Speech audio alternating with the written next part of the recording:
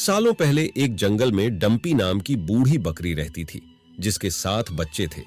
बकरी रोजाना बाहर जाती थी और बच्चों के लिए खाना लेकर आती थी। उसी जंगल में एक भेड़िया भी रहता था, जिसकी नजर बकरी के बच्चों पर थी।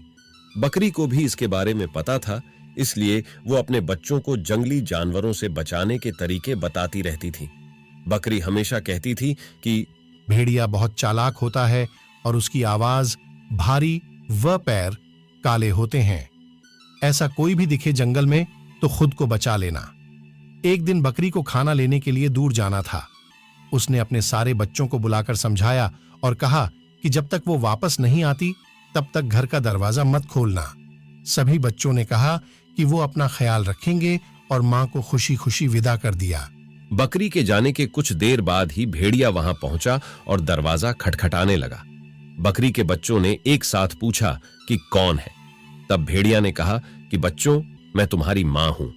जवाब में बच्चों ने कहा कि हमारी मां की आवाज इतनी भारी नहीं है, तुम भेड़िया हो और हमें खाने आए हो। तब भेड़िया सोचने लगा कि बच्चे इतनी आसानी से हाथ नहीं आएंगे। उसे पता था कि शहद छकने से आवाज अच्छी हो जाती है। उसने जल्दी से जंगल के आसपास मधुमक्खियों का छत्ता ढूंढा और शहद खा लिया। तभी मधुमक्खियों से उसे डंक मार दिया।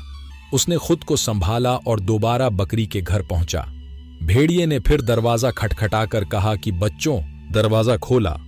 इस बार मधुर आवाज सुनकर बच्चों ने सोचा कि शायद उनकी मां आ गई है। तभी उन्होंने भेड़िए के काले पैर देख लिए।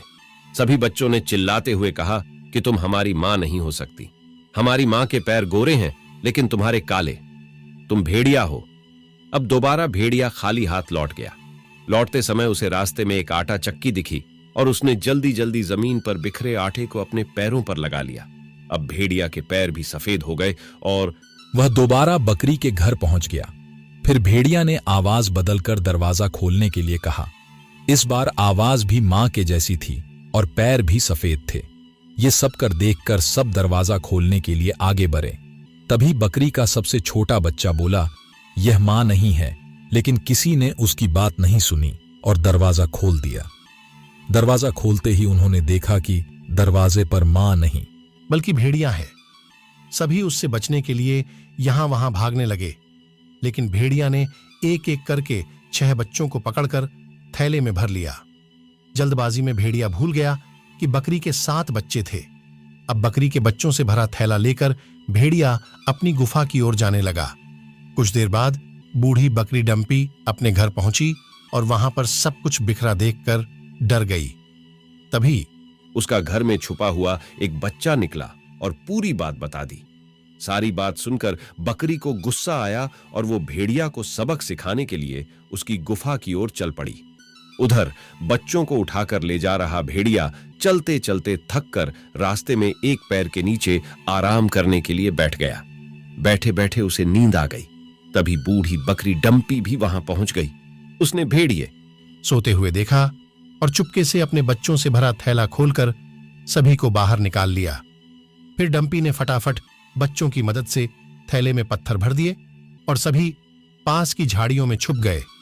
कुछ देर बाद भेड़िया उठा और थैला लेकर गुफा की ओर चलने लगा। उसे इस बार थैला थोड़ा भारी लगा, लेकिन उसने इस बात पर ध्यान नहीं दिया।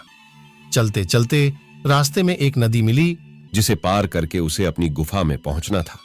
जैसे ही वह नदी में पत्थरों से भरा थैला लेकर गया तो वह नदी में डूबने लगा। यह देखकर बकरी और उसके बच्चे खुशी खुशी अपने घर चले गए। कहानी से सीख, किसी के भी साथ धोखा नहीं करना चाहिए। गलत करने का नतीजा भी गलत ही होता है। आंचल स्टोरी को सपोर्ट कीजिए और सब्सक्राइब कीजिए और लाइक कीजिए, फिर शेयर कीजिए। हमारे इस वीडियो को देखने के लिए बहुत बहुत धन्यवाद।